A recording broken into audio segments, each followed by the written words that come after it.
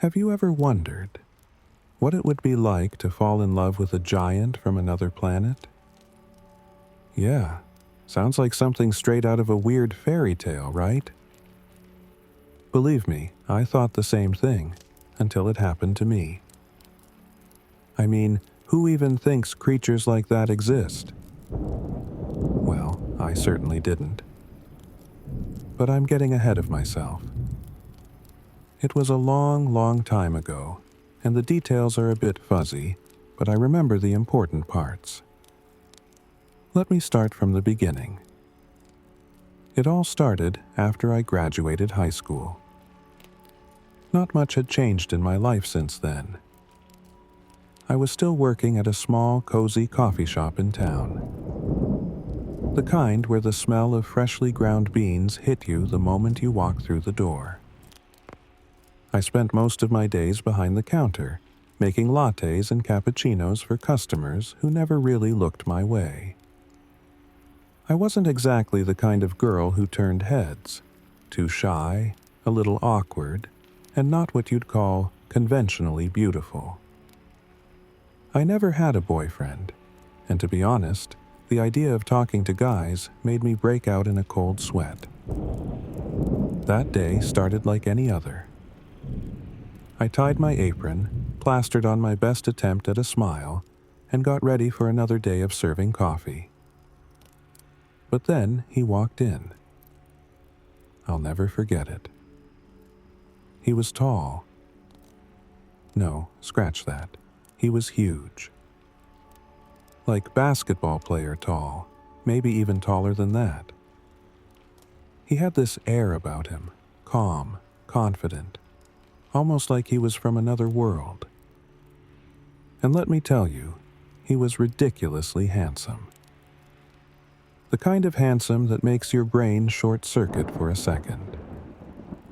Dark blonde hair, sharp jawline, blue eyes that looked like they held secrets. He walked up to the counter, his blazer fitting him like it was made just for him, and ordered a coffee. Black, of course. Just like the cool, mysterious types do. As I fumbled to make his order, my hands were shaking so badly you'd think it was my first day on the job. When I finally brought the cup over to him, I couldn't stop staring. He was sitting at one of the little tables near the window, his laptop open in front of him, looking like he was a million miles away. And just like that, I lost my grip. The coffee slipped from my hand, the hot liquid splashing all over his blazer. I froze. My heart just stopped. "Oh my God, I'm so sorry," I stammered, grabbing napkins as fast as I could. I didn't mean to. But instead of freaking out, he looked up at me with the calmest expression. He didn't even flinch. His voice was steady, deep, and soothing, like this was no big deal at all. "Oh, Zeus, don't worry about it. Just bring me another," he said, like he had a closet full of blazers, and this one was no more important than a tissue.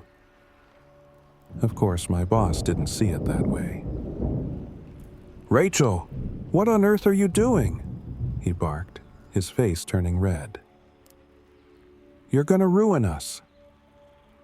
You can't go spilling coffee on customers." I muttered another apology, feeling about as small as a mouse.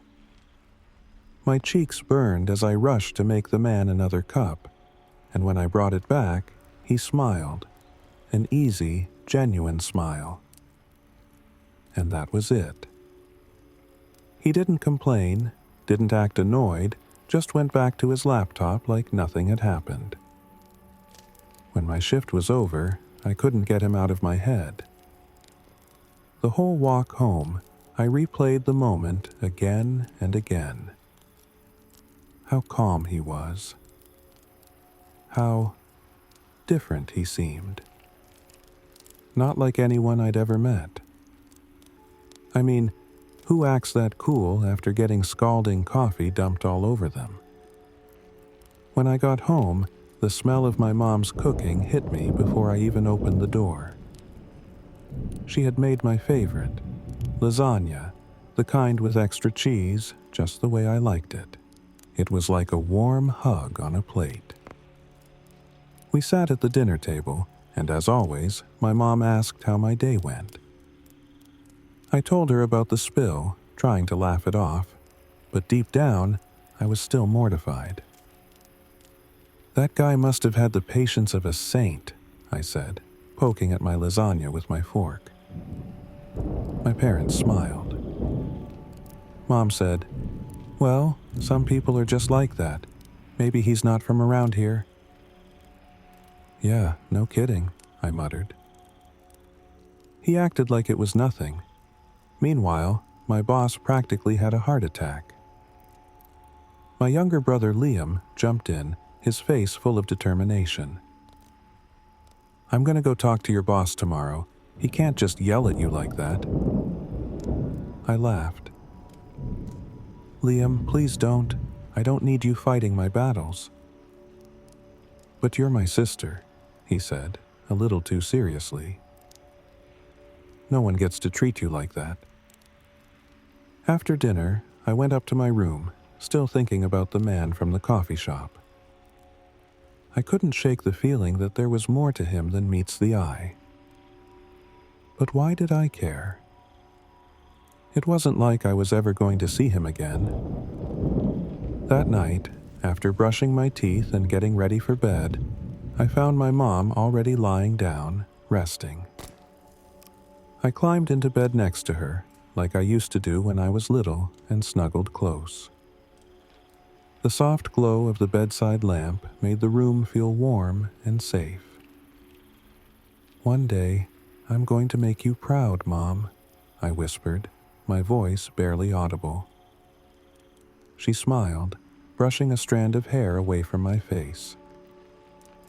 "You already do, my child." My mom and dad are not my biological parents. I was adopted. My real parents, they passed away in a car accident when I was little. I don't remember much about them, just vague memories, like shadows in the back of my mind. But this family, my adoptive parents and brother, they love me in a way that sometimes makes me forget I was ever someone else's. They've given me more love than I ever thought possible. It's just different, you know? Tonight, all I wanted was to be right here, safe and warm, with the woman who gave me a second chance at life. And just like that, I drifted off to sleep, feeling the comfort of her words. The next morning, I arrived at the shop bright and early, determined to avoid another mishap. I started prepping cookies and desserts, hoping today would be different. But, as fate would have it, there he was again, the same tall, handsome guy. My heart raced as I saw him walk in. This time, I promised myself, I wouldn't mess up. He ordered a coffee, and wouldn't you know it, I spilled it again. The hot liquid splashed onto his blazer, and I felt a wave of embarrassment wash over me. The owner, of course, yelled, louder and harsher this time. I kept my head down, trying to hold back the tears, feeling like I couldn't do anything right. That evening, as I trudged home, feeling small and defeated, I heard a familiar voice from behind me. "How many customers did you spill coffee on today?" I turned around, and there he was, the same guy, smiling at me. I couldn't help but laugh. How could I admit that he was the only one who made me clumsy? I laughed again, trying to play it off. He introduced himself. "I'm Max." "Max?" I echoed. It suited him. When I asked what he did, he gave me a mysterious smile and said, "I'm on a mission, but it's a secret." I blinked in surprise, but he didn't elaborate. Just like that, he left me with more questions than answers. That night, during dinner, I couldn't help but tell my parents about him, this strange, charming guy who seemed to show up just as I was making a fool of myself. They listened patiently, as they always did. My dad even smiled, teasing me about my secret agent friend. After that sleepless night, I didn't know what to expect. I kept replaying every moment I'd shared with Max in my head. His quiet smiles, the way his eyes would linger just a second longer than necessary, the ease with which we seemed to understand each other. But I still had my doubts. Was he really interested in me? Or was this all just my overactive imagination running wild again? Then, almost as if the universe heard my silent question, Max started showing up more often. It became our thing. He'd come by for coffee, always with that calm, mysterious look that never failed to make my heart skip a beat. We'd talk for hours, about anything and everything. One time, I remember teasing him about how he never seemed flustered, no matter what I said. He chuckled, that deep, warm laugh that felt like it wrapped around me like a cozy blanket, and said, "Maybe I'm just good at hiding it." Each day, it got a little easier to talk to him. We'd laugh about the silliest things, how I managed to knock over the coffee cups at work, or how he once walked into a door because he wasn't paying attention. He always made me feel like I could just be myself, and before I knew it, we were spending nearly every evening together. It wasn't long before our hangouts turned into something more. I wasn't sure when it happened exactly, but we grew so close, like two puzzle pieces that just clicked. It felt natural, like we'd been friends for years, even though it had only been a few months. We even started going out to clubs sometimes, nothing wild, just a few drinks, dancing, and lots of laughter. He'd always offer his hand when a slow song played, and I'd roll my eyes but take it anyway, feeling the warmth of his hand in mine. One night, after a particularly fun evening out, we found ourselves sitting outside under the stars. The air was cool, but not cold, and everything felt still and quiet, except for the soft murmur of our conversation. I was telling him some ridiculous story about a prank I pulled on a friend in high school when he suddenly went quiet. I glanced over, and he was looking at me with that intense gaze of his, like he was seeing me for the first time. "Rach," he said softly, "there's something I've been meaning to tell you." My heart skipped. The way he said my name felt so personal, like it held weight, and I knew something was coming. I opened my mouth to say something, anything, but before I could, he leaned in and kissed me. It wasn't like I'd imagined. It was soft, slow, and sweet, and I melted into it, feeling the warmth of him surround me.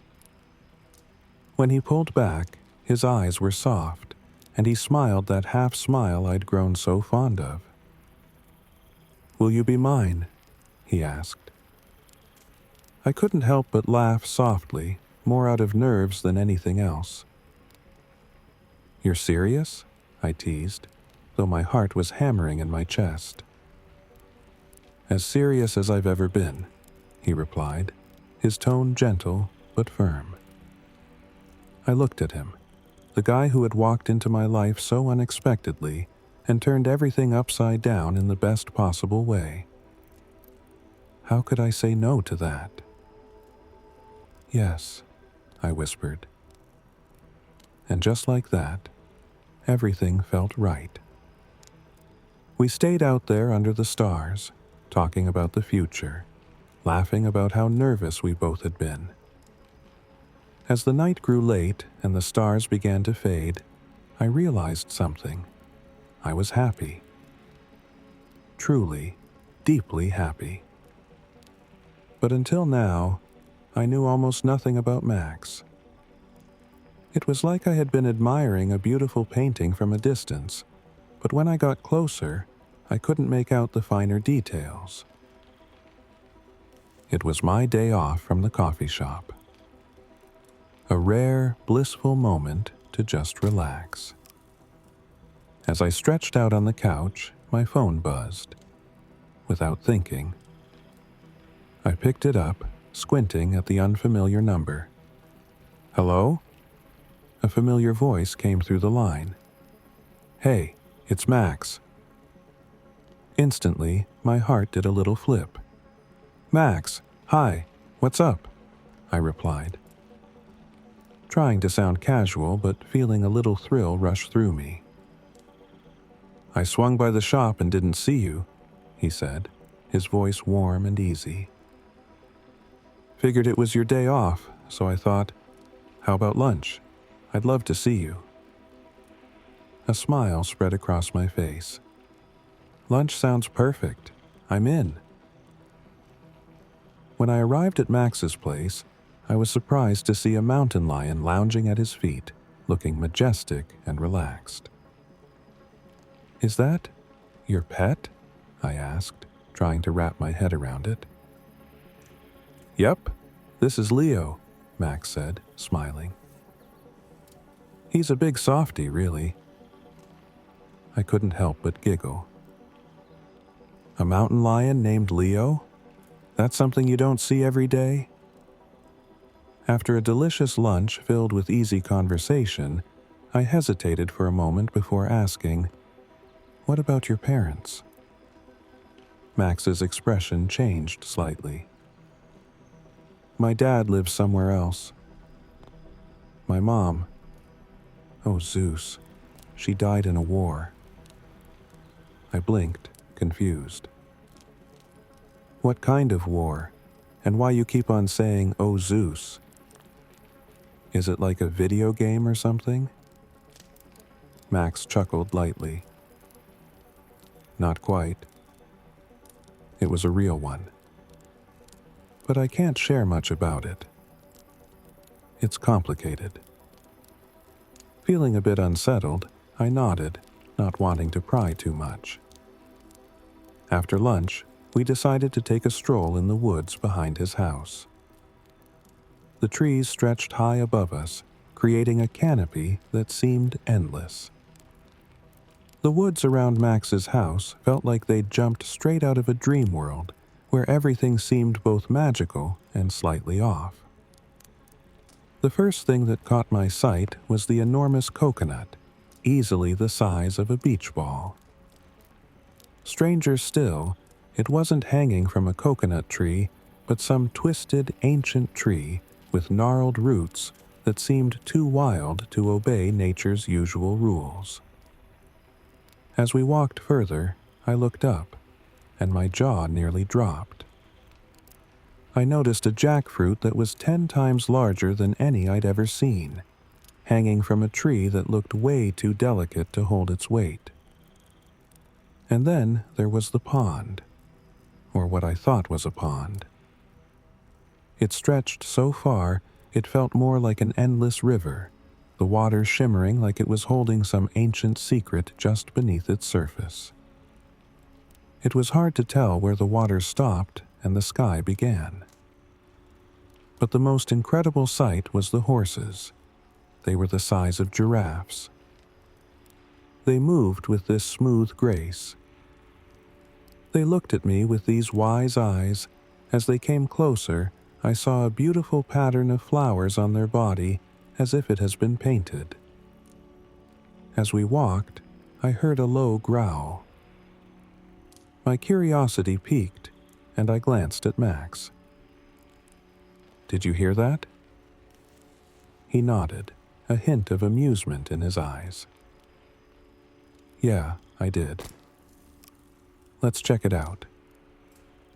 We moved closer to the sound, and suddenly I spotted something unusual. The tiniest girl, no taller than 6 inches, perched on a branch. "Who are you?" I gasped, unable to believe my eyes. "I'm Tina," she replied with a bright smile, waving at me. "I know who you are, Rachel." "Wait, you know me?" I asked, puzzled. "How?" But she just giggled and said, "I can't tell you that yet." My mind was spinning. What was going on? I looked at Max. Max and Tina were talking in some sign language that I didn't understand.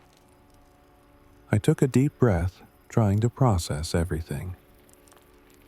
"Okay, Tina, I need answers. Why do you know me, and what's this all about?" But the little girl only twirled around, looking playful. "You'll find out soon enough." Suddenly, I saw Leo, Max's pet, running towards us. I was a bit scared. I thought the mountain lion had gone wild. He came closer and said, gasping, "Dad wants to talk to you right now." "Oh, Zeus," Max said, a bit worried.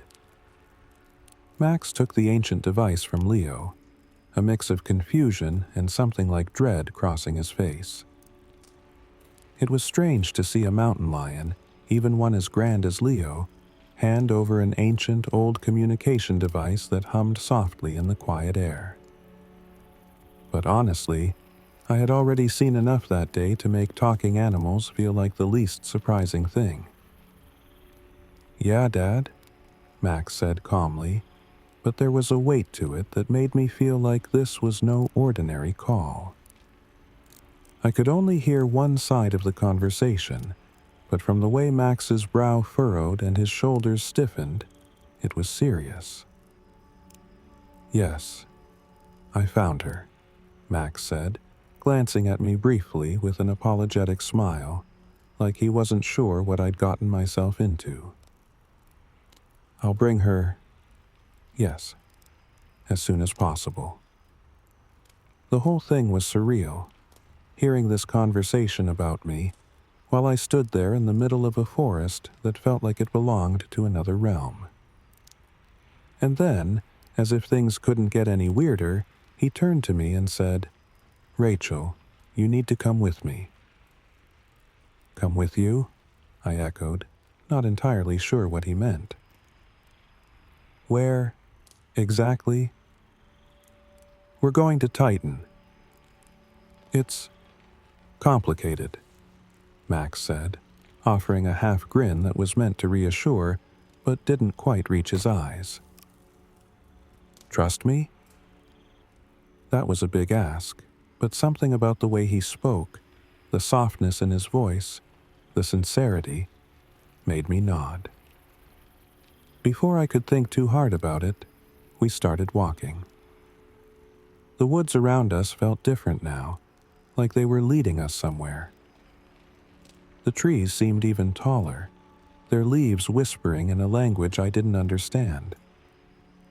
Every step made the ground feel softer, more like stepping on clouds than soil. Leo padded alongside us, his massive paws making no sound on the earth, and soon Tina joined too, another talking creature, though she was a bird of some kind. A hawk, maybe? It was hard to tell when everything felt like a dream. Did he say Titan? Like another planet? I finally asked, breaking the silence as the path stretched on. Max glanced at me, his face unreadable for a moment. Then he let out a quiet chuckle. "Yeah, another planet. But don't worry, we're not hopping on a spaceship or anything. The woods we're in now, they're sort of a passage. If we keep walking, we'll get there." I wanted to ask 100 questions. How did these woods connect to another planet? What was waiting for us there? And why me? But I couldn't. All I could do was walk along with them. The trees had shifted again, now even more strange and mesmerizing. The air felt like it was alive, every breeze carrying a faint shimmer, as though the woods themselves were breathing along with us. "You'll like Titan," Leo said, his voice a low rumble that seemed to vibrate through the ground. "It's bigger. Everything is bigger. Trees, animals, even the sky. You'll see stars like you've never seen before." I smiled, though I wasn't sure if I was ready for whatever was coming. "Bigger than you?" I teased, glancing at Leo. He let out a soft snort. "Barely. But yes." Tina swooped down and perched on a branch just ahead of us, her sharp eyes gleaming. "And there's food. You'll like that too.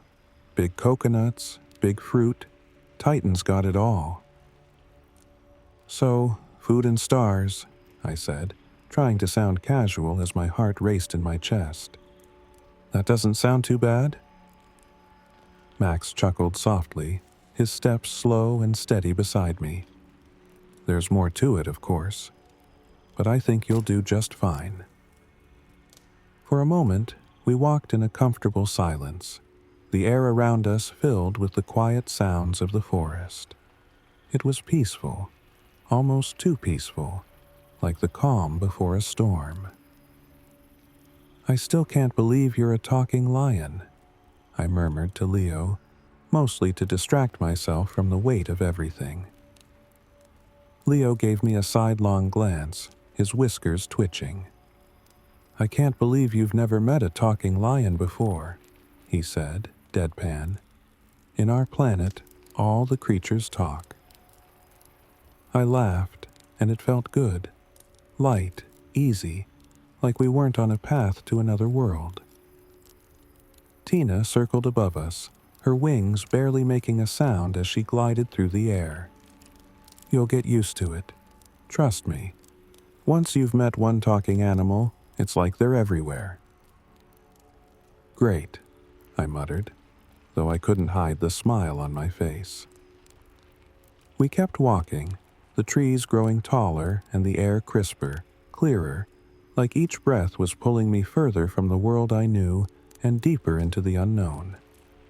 The path ahead stretched endlessly, but somehow, with Max beside me, Leo's steady presence, and Tina's occasional swoops, it didn't feel so overwhelming. There was something comforting about it all, like I wasn't alone in this strange, beautiful journey. And somehow, I knew, deep down, that whatever waited for us on Titan, I was meant to be there. When we finally arrived on Titan, I wasn't sure what to expect. I mean, a place that sounds so cozy? A giant alien world called Titan that Max had spoken so little about? The name itself felt like it would be cold, distant, maybe intimidating. But as we landed, the warmth hit me first, like wrapping yourself in a blanket fresh out of the dryer. The air smelled sweet, like fresh grass after a rain, and there was this quiet hum, like the whole world was alive, but in no hurry. It wasn't anything like the dark, creepy woods we had just trekked through. Leo, the ever-chatty mountain lion, padded along beside me, his tail swaying lazily, while Tina buzzed excitedly ahead of us. "Well, this is something," I muttered, more to myself than anyone else. Max gave me a small smile. "It's peaceful here. A little different from Earth, huh?" "Yeah," I nodded. "It's like a dream." As we walked, I noticed people, well, Titans, looking at me. Their eyes sparkled with curiosity, but no one said a word. They just nodded respectfully, their gazes lingering for a moment longer than I was used to. I feel like I've been dropped into some royal fairy tale, I whispered to Max. He chuckled softly. You kind of have. After what felt like an endless walk through towering, vine-covered buildings and streets that sparkled like morning dew, we arrived at a beautiful house. It was Max's. There stood his father waiting for us.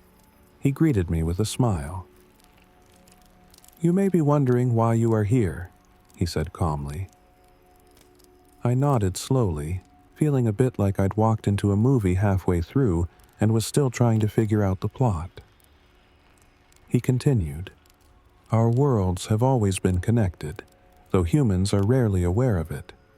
Long ago, there was peace between us, but that peace was shattered in a war. Many of your kind rebelled against us, fearing what they did not understand. My wife, Max's mother, died in that war fighting. I glanced at Max, and for the first time, I saw a flicker of pain cross his usually stoic face. I'm sorry, I whispered, though the words felt hollow against the weight of such a loss. His father's eyes softened for a brief second. Thank you, but that is not why you are here. I tilted my head, confused. Then why?